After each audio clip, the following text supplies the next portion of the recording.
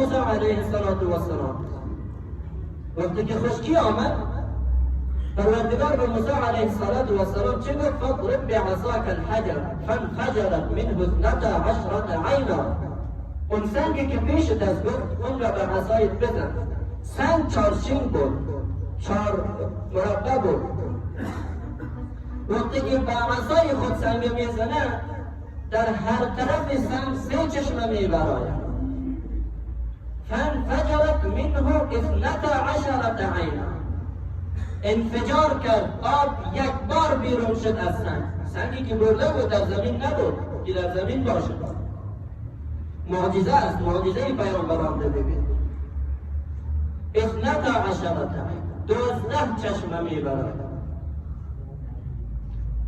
چون که بنی اسرائیل اولاد یعقوب علیه السلام هم 12 پسر داشت، همه معروف است میدانند.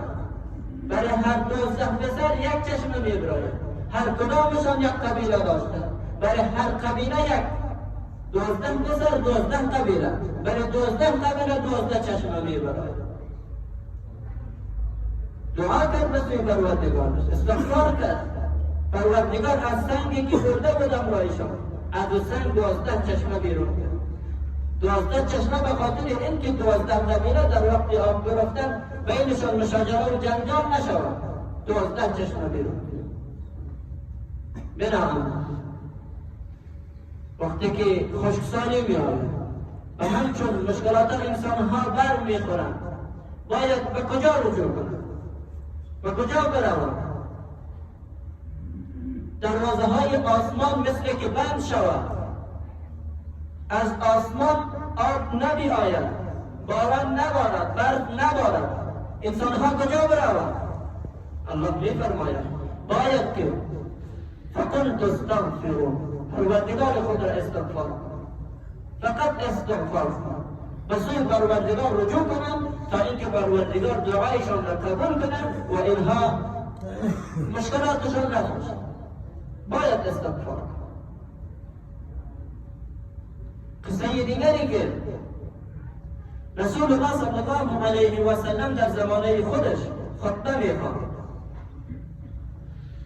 کسی آمد برش گفت که قحطی آمده، در فلان جا قحطی آمده، یا رسول الله دعا کنید،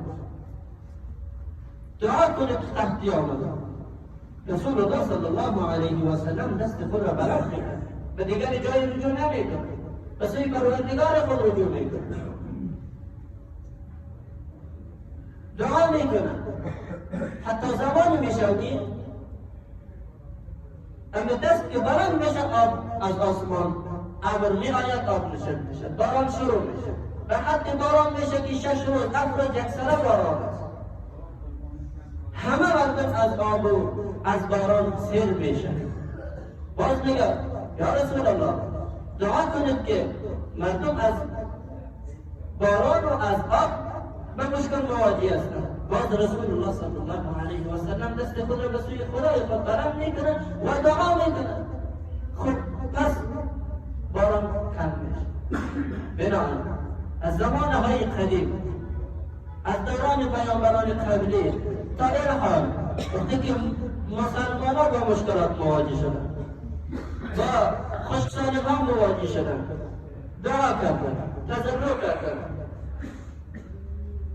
پیامبران دعا کردند و همچنان تا زمان رسول الله صلی الله علیه و سلم که خودش دعا کردند.